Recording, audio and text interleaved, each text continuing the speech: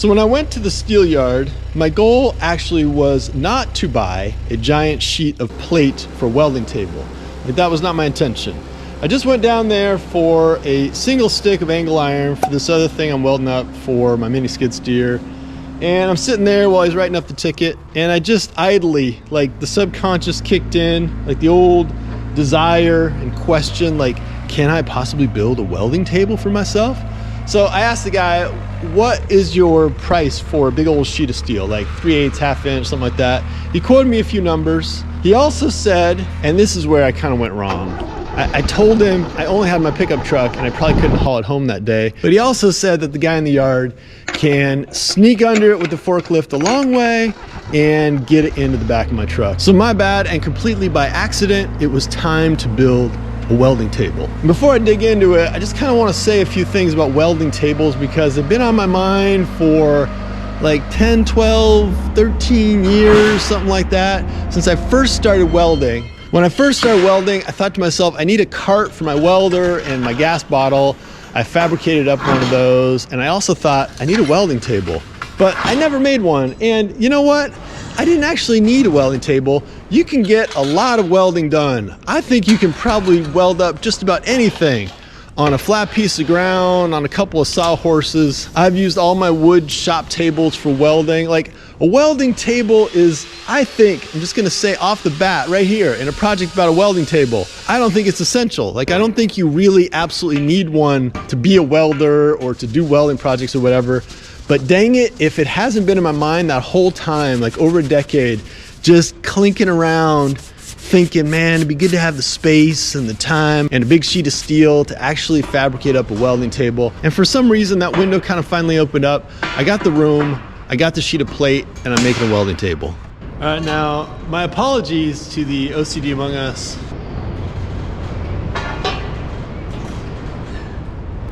But I ran out of the 3x stuff in my stockpile, at least the bigger pieces, so I'm gonna do a little 2x2 square tubing. I think with some cross stuff, you know, it'll be fine. I mean, there's only so much metal on the wall. So I bought the big sheet of steel. I sunk 300 bucks in the project, but I was kind of determined to use all my old leftover stuff for the rest of the table. You'll see that I kind of pretty much did that, though I sort of kind of also didn't do that.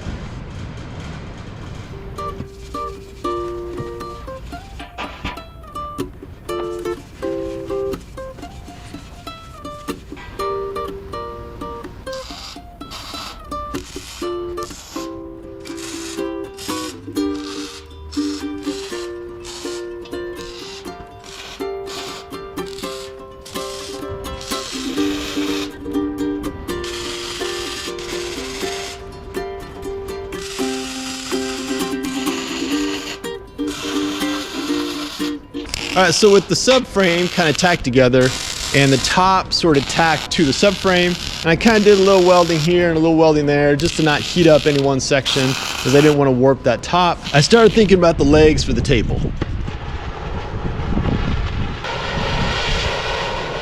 And I got to admit, I kind of went down a wacky rabbit hole. Like, things got just like a little bit weird. I had this big old frame of steel that I yanked off my other building. It's just been sitting there kind of whispering to me, like calling out to be used. So I hacked off a couple pieces of this stuff. It's weird. I think it's called like teardrop tubing or something. It's not square tubing. It's got this little bend in it, which I'm assuming makes it like a little bit stiffer.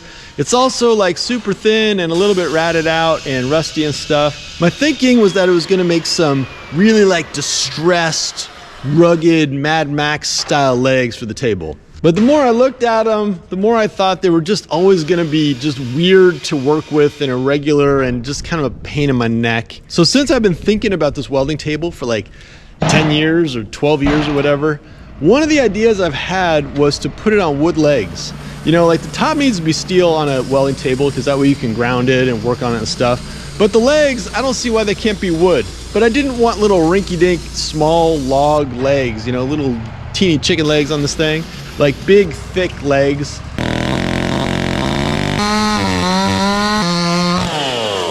I milled them up, tried them out, and it just wasn't quite right.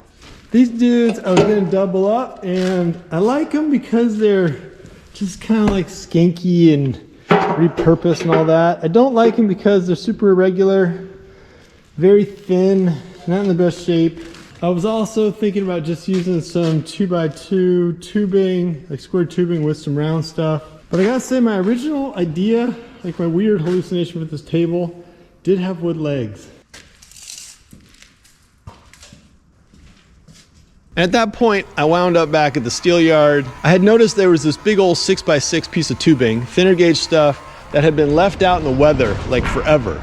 So I bought that thing, 20 feet of it, got the dude to chop it in half. Actually, I said chop it in half, and he said we actually cut things in half. But anyway, he cut it in half, stuck that thing in the truck, and yeah, kind of rusty, but I think this is the way to go. Those other options would have been fine. Like, it's not like it would have been horrible, but at this point the project was significantly over budget. The original budget was $0, and now I was like in this thing for some real money.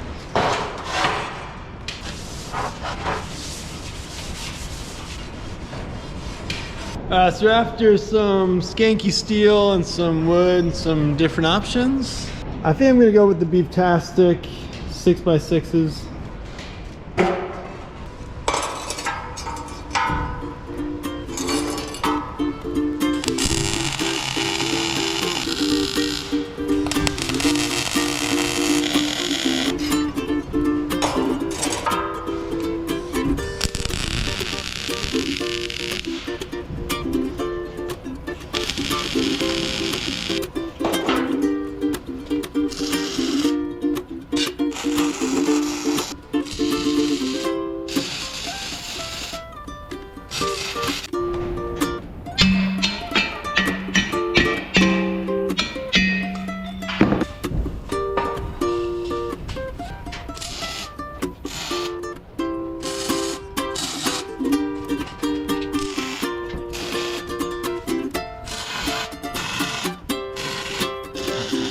All right, so with the legs on there, I kind of got this squirrely idea that I wanted to paint everything on the bottom of the table, like the underside. I'm not gonna paint the whole table. You'll see what I do with like the whole table. I don't want a big old painted welding table. That's just not my thing. But I did want some protective stuff underneath the table because I figure I'll never look under the table. If condensation kicks in, it gets kind of rusty or whatever, I'll never notice it. So I threw a coat of paint on the underside, and I didn't paint it very well. It's been really cold. It was not the optimal temperature, but I don't know. I think this oil-based stuff is gonna prohibit the rust at least a little bit.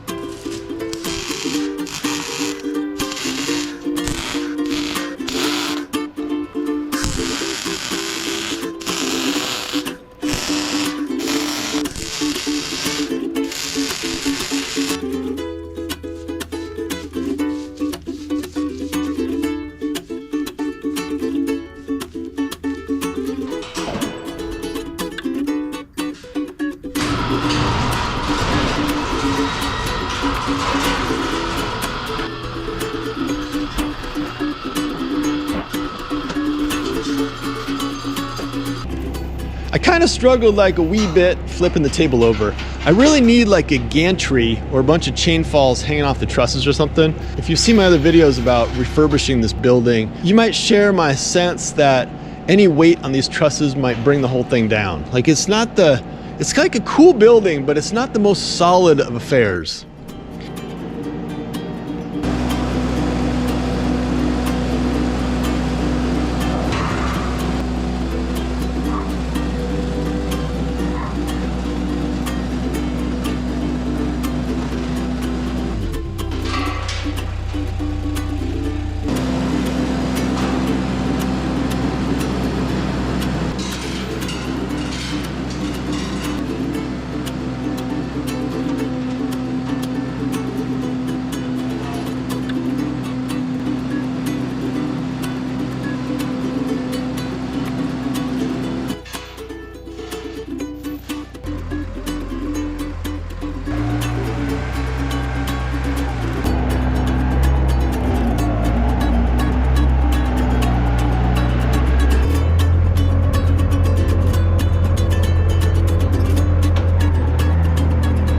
and dang it if I didn't fall into the trap of checking the flatness on the table. This is like a welding table thing, and it's part of the reason I kind of hate welding tables.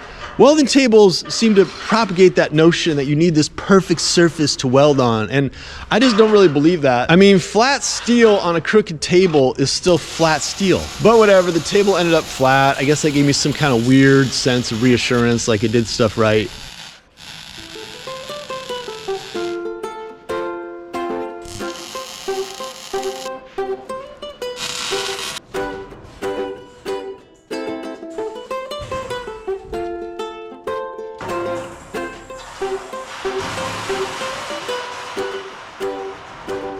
And hey look, I'm already using the welding table to assist with the building of the welding table.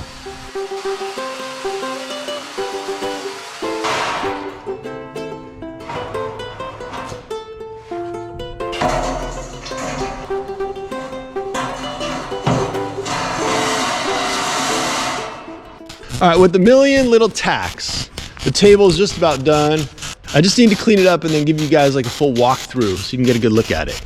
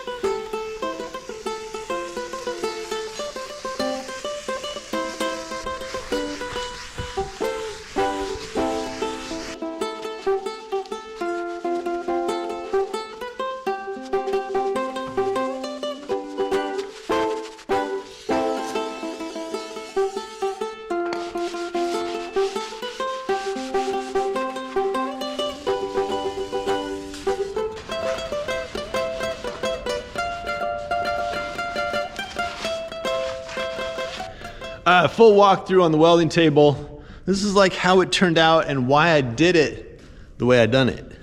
First of all, I went with like minimal bells and whistles. I happened to look on the interwebs before I built this table, and it seemed like there's like this tendency with table projects to build all kinds of like folding stuff on there where like a seat folds out that you can sit on. Grinders all fold up and stuff. You got vices everywhere, but they like can come in and come out. I'm just not into all that stuff. I feel like if I need to sit at the table, I just roll my chair over. It might be handy to have a vise over here, but I've got a clamp-on vise I can always put on the edge. I wanted this little edge to stick out, mainly because it makes it easy to like ground the whole table. I also didn't put paint on the bottom for that reason, just so I have a good connection. The one little doohickey I added on was just a piece of rebar for clamps or whatever. I might add some more of that stuff as I need it, like if I need hooks or whatever. I also left this tubing open and kind of exposed, thinking I might put like rods or something in here. Also, expanded steel, yes, it's got like a little flex to it. You know, it's like a little trampoline. So my goal is not to store my 10,000 pound anvil on here. I just kind of like how that stuff looks. And so far the WD on the rusted posts and stuff, I think is gonna keep stuff in balance. Also, you might have noticed that the bottoms are not capped, they're open. I definitely didn't want this thing on casters. I feel like caster tables always like wibble wobble a little bit. Plus, I don't really want to move this table. If it had some wobble, I was thinking I might repurpose one of these guys to be able to lift and lower the feet, but it doesn't have any wobble. Like, it's just totally solid where it is. Maybe like in a year, if I remember, I'll lift up the table and peek in the bottoms, like in these tubes, and see what's going on in there, if there's like moisture from the concrete or something. So anyway, that's my welding table project. One of those ones I was like thinking about forever. And now I'm kind of wondering if there's gonna be like a curse of the welding table. You know, like once you get the table, you never weld anything ever again. In the meantime, allow me to point out that there are some mighty fine how-to videos on the internet. You know those videos that show you like, you should do this, and then you do this, like step-by-step processes and stuff. You watch the video and you're like, oh man, now I can do it. This is not necessarily a how-to video. It's just a story of how I did it. I appreciate you checking it out.